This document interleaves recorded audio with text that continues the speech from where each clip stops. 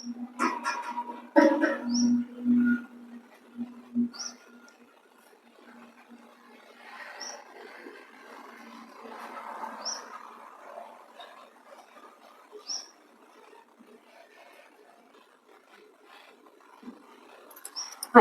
வணக்கம். ஓம் குருவே துணை. MGS அஸ்ட்ரோ டிவி பார்த்து கொண்டிருக்கும் ஜோதிட சொந்தங்களுக்கும் ஜோதிட நண்பர்களுக்கும் எங்கள் ஆசிரியர் திரு விஜயனையா அவர்களுக்கும் முதல்கண் வணக்கம்.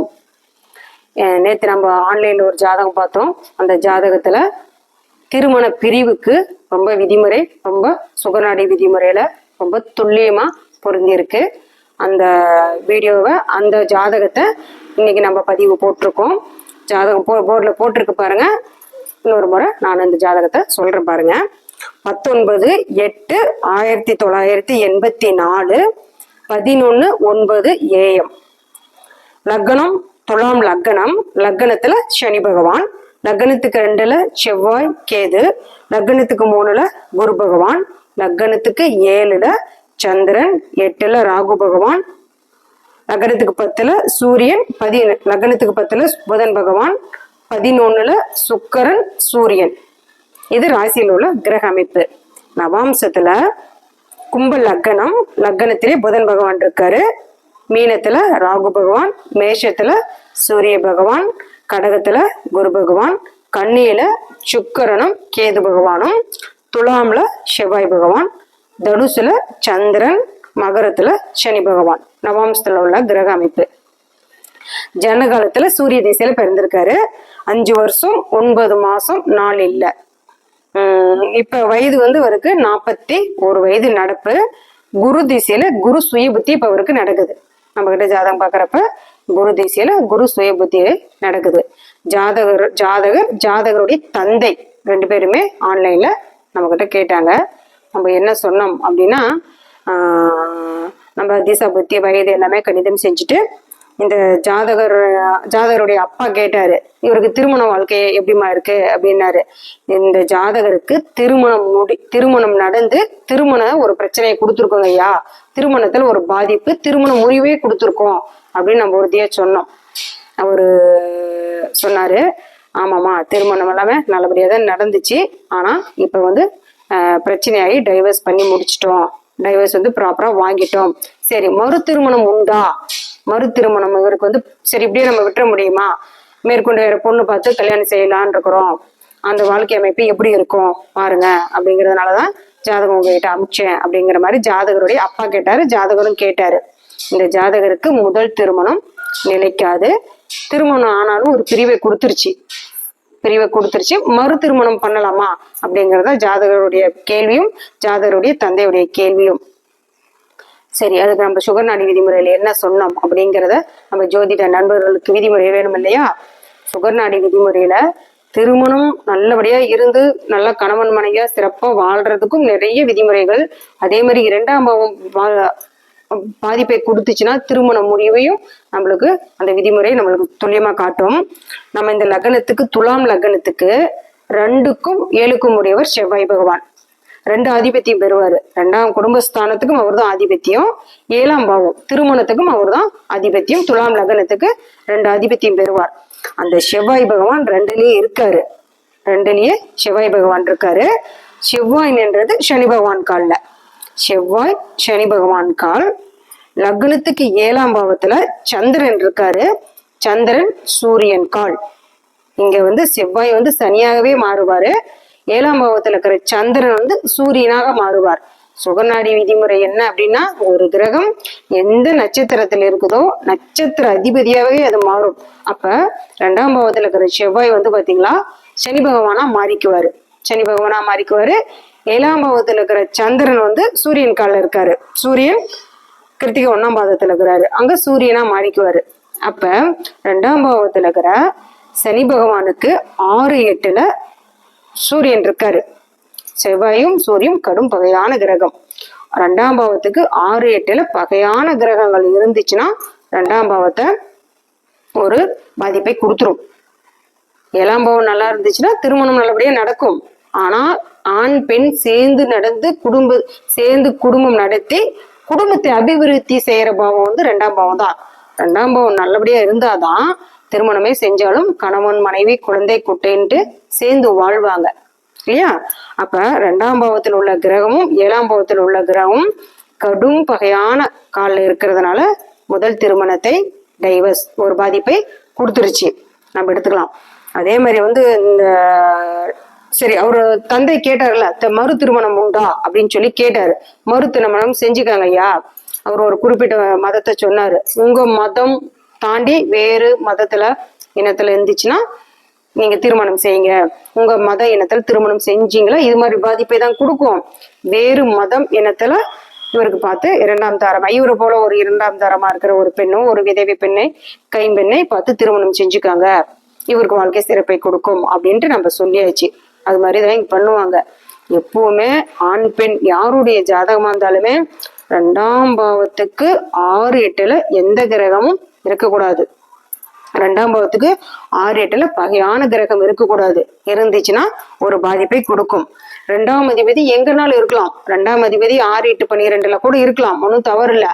அவர் நின்ற நட்சத்திராதிபதி நல்லா இருந்தாதான் குடும்ப வாழ்க்கை நல்லா இருக்கும். 6 8ல அவர் நின்ற நட்சத்திராதிபதி 6 8 12ல பகை நீஸ்தம் அஸ்தங்கம் அடைஞ்சிச்சுன்னா திருமணம் ஒரு பாதிப்பு அப்படின்னு நம்ம சொல்லிடலாம். அதே மாதிரி 2ஆம் அதிபதிக்கு முன்னும் பின்னும் பாபகரங்கள் இருக்கக்கூடாது. அது அந்த பாவத்தை நசுக்கும். அந்த பாவத்தை வந்து மேன்மையடைய சிறப்படைய செய்யாது. இந்த 2ஆம் பாவத்துக்கு முன்னும் பின்னும் வந்து பாபகிரகங்கள் இருக்கக்கூடாது. இந்த விதிமுறையை நம்ம பார்த்துக்கணும். 2ஆம் அதிபதி நின்ற நட்சத்திராதிபதி பகை நீசமும் அஸ்தங்கம் அடையக்கூடாது. அடைஞ்சிச்சுனாலும் திருமணத்தை ஒரு பாதிப்பை கொடுக்கும். அதே மாதிரி 2ஆம் பாவத்துக்கு முன்னால 2ஆம் அதிபதி வந்து ராகு கேதுக்கு முன்னாலே ஒரு டிகிரியில் இருக்கக்கூடாது. இருந்தாலும் அந்த காரகம் அந்த உறவு அந்த என்ன பாவமோ அந்த பாவமும் அந்த ஆதிபத்தியமும் அந்த பாவமும் ஒரு பாதிப்பை கொடுத்துரும். 2ஆம் பாவம் வந்து யாருக்குமே ஒரு பாதிப்பை கொடுக்க கூடாது. நம்ம அந்த விதிமுறை வந்து நல்லா பார்த்துக்கணும். ஆண் பெண் சேர்ந்து ஆண் பெண் சேர்ந்து குடும்பம் நடத்தி குடும்பத்தை அபிவிருத்தி செய்யறது 2ஆம் பாவம் தானே. அப்ப 7ஆம் பாவம் நல்லா இருந்தாலும் நம்ம திருமண பொருத்தம் போடுறப்பெல்லாம் 2ஆம் அதிபதி எப்படி இருக்காரு, ஆண் பெண் திருமணம் செஞ்சதுக்கு அப்புறம் எத்தனை வருஷம் சேர்ந்து வாழ்வாங்க, குழந்தை குட்டியா சந்தோஷமா இருப்பாங்களா அப்படிங்கிறதுக்கு 2ஆம் பாவம் தான் ரொம்ப உறுதுணையா இருக்கும். 2ஆம் பாவம் எப்படி இருக்குங்கிறத நம்ம வந்து ரொம்ப நுணுக்கமா பார்த்து திருமண பொருத்தத்துக்கு நம்ம எடுத்து திருமண பொருத்தத்தை மேட்ச் பண்ணி கொடுத்தோமா. திருமணம் முடிச்சு கூட 2ஆம் அதிபதியால கேந்திர திரிகோணத்துல ஆட்சி உச்சம் பெற்றுச்சுன்னா குழந்தை குட்டின்னு சொல்லிட்டு ரொம்ப கூட்டு குடும்பமாலாம் இருப்பாங்க நம்ம எடுத்துக்கலாம். 2ஆம் அதிபதி வந்து 6 8 12ல பகை நீசம் அஸ்தங்கம் அடைஞ்சிச்சுன்னா இது மாதிரி ஒரு பாதிப்பை கொடுத்துரும். எப்பவுமே ஆண் பெண் யாருடைய ஜாதகமா இருந்தாலும் 2ஆம் அதிபதி நின்ற நட்சத்திராதிபதி கேந்திர திரிகோணத்துல இருக்கணும். கேந்திர திரிகோணத்துல இருந்தால்தான் குடும்பம் நல்லபடியா இருக்கும். 2ஆம் அதிபதி கேந்திர திரிகோணத்துல இருந்து ஆட்சி உச்சம் பெற்ற காலெல்லாம் இருந்துச்சுன்னா கூட்டு குடும்பமா இருப்பாங்க. மாமனார் மாமியார் கொழுந்தனார் நாத்தனாருன்னு இது மாதிரி கூட்டு குடும்பமா இருப்பாங்க. அவங்க இருக்கிற குடும்பமே பாத்தீங்கன்னா ஒரு ஊரளவுக்கு கூட்டு குடும்பமா இருக்கும். 2ஆம் அதிபதி நின்ற நட்சத்திராதிபதி கேந்திர திரிகோணத்துல எல்லாம் ஆட்சி உச்ச நட்பு பெற்றுச்சுன்னா தனி குடும்பமா இருக்க மாட்டாங்க, கூட்டு குடும்பத்தோட சேர்ந்து இருப்பாங்க. நிறைய குடும்பம் நம்ம பாக்குறோம் இல்லையா, அது மாதிரி கூட்டு குடும்பமா இருப்பாங்க. 2ஆம் அதிபதி எங்க இருக்கிறாரோ 2ஆம் அதிபதி எங்க இருக்கிறாரோ அதற்கு 6 8ல எந்த ஒரு பகையான கிரகம் இருக்கக்கூடாது. 2ஆம் அதிபதி 12 பாவத்துல எங்கனாலும் இருக்கலாம். அதுக்கு 6 8ல எந்த ஒரு பகையான கிரகமும் இருக்கக்கூடாது. 2ஆம் அதிபதிக்கு முன்னும் பின்னும் சுபகிரகம் இருக்கணும். 2ஆம் அதிபதிக்கு முன்னும் பின்னும் சுபகிரகம் எல்லாம் இருந்துச்சுன்னா குடும்ப வாழ்க்கை ரொம்ப ரொம்ப சிறப்பா இருக்கும். 2ஆம் அதிபதி கேந்திர திரிகோணத்தில் ஆட்சி உச்ச நட்பு பெற்றுச்சுன்னா தான் குடும்ப வாழ்க்கை நல்ல ஒரு சிறப்பா கொடுக்கும். அது மட்டும் இல்ல, ஒரு ஆண் பெண் ஜாதகத்துல வந்து நம்மளுக்கு கலத்திரக்காரகன் சுக்கரன். ஆணுக்கா இருந்தாலும் பெண்ணுக்கா இருந்தாலும் நம்ம சுகநாடி விதிமுறையில கலத்திரக்காரகன் சுக்கரன். அவர் நிலை கிடக்கூடாது. இவர் வந்து பாத்தீங்கன்னா இவருடைய ஜாதகத்துல நகரத்துக்கு 11ஆம் பாவத்துல சுக்கரன் என்றது பூரம் 2ஆம் பாதம். அந்த பாவத்துல சுக்கரன் தன் பலனை இழந்துட்டாரு. அதே மாதிரி ஆண் ஜாதகத்துல சுக்கரனும் சந்திரனும் நிலை கிடக்கூடாது. சுக்கரனும் சந்திரனும் தூய்மையான பெண் கிரகம். இவங்க 2 பேருமே நிலை கிடக்கூடாது. நிலை கெட்டுச்சுன்னா திருமண வாழ்க்கை ஒரு பாதிப்பு கொடுக்கும். அது 2ஆம் பாவங்கிறப்ப குடும்பம் அது மாதிரி சேர்ந்து வாழ முடியாது. இன்னொன்னு பெண்களுடைய ஆதரவு அனுகிரகம், அது மாதிரி தாயாகட்டும், அத்தை, மனைவி, இது மாதிரி பெண்களுடைய அனுகிரகம் அது மாதிரி எங்களுக்கு ஒரு சிறப்பான ஒரு நிலையை கொடுக்காது. அந்த ஒரு பாண்டு பிணைப்பு இருக்காது. அஸ்வினி 1, மகம் 1, மூலம் 1, அதே மாதிரி ஆயிலியம் 1, ஆயிலியம் 4, கேட்டை 4, ரேவதி 4. அதே மாதிரி பாத்தீங்கன்னா பரணி 2ஆம் பாதம், பூரம் 2ஆம் பாதம், பூராட 2ஆம் பாதம், சதயம் 3ஆம் பாதம். இந்த பாதங்கள்லாம் ஒரு கிரகம் நின்றுச்சுன்னா அந்த கிரகம் என்ன காரக உறவோ வருதோ அந்த உறவு முறை கெடும். இந்த நட்சத்திரம் நிறைய இடத்துல நாங்க சொல்லிட்டு தான் வரோம். அஸ்வினி 1, மூலம் 1, மகம் 1, அதே மாதிரி ஆயிலியம் 4ஆம் பாதமும், கேட்டை 4ஆம் பாதமும், ரேவதி 4ஆம் பாதமும், அதே மாதிரி பரணி சுக்கிரன் களத்திரக்காரகன் இல்லையா, சுக்கிரன் 2ஆம் பாதம் ராசியில சிம்மத்துல இருக்கும். நவாம்சத்துல களத்திரக்காரகன் நீசமாக வீடு கன்னி வீட்டுக்கு அது ஒரு தொடர்பை கொடுத்துரும். அதனாலதான் பரணி 2ஆம் பாதமும், பூரம் 2ஆம் பாதமும், பூராட 2ஆம் பாதமும் இந்த பாவத்துல களத்திரக்காரகன் தொடர்பு பெற்றுச்சுன்னா திருமண வாழ்க்கை அவங்களுக்கு ஒரு பாதிப்பு கொடுக்கும். முதல் திருமணம் அமைஞ்சு திருமணம் செஞ்சாலுமே இது மாதிரி ஒரு பிரிவினை கொடுக்கும். இன்னும் ஒரு சில ஜாதகங்கள் எல்லாம் பாத்தீங்கன்னா 40-45 வயது கூட இன்னும் திருமணம் செய்யாமையே இருக்கிறாங்க.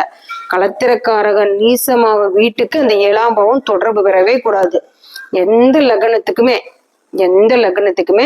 7ஆம் அதிபதி யாரோ வராரோ அந்த 7ஆம் அதிபதி களத்திரக்காரகன் நீசமாகவும் கன்னி வீட்டிற்கு தொடர்பு வரக்கூடாது.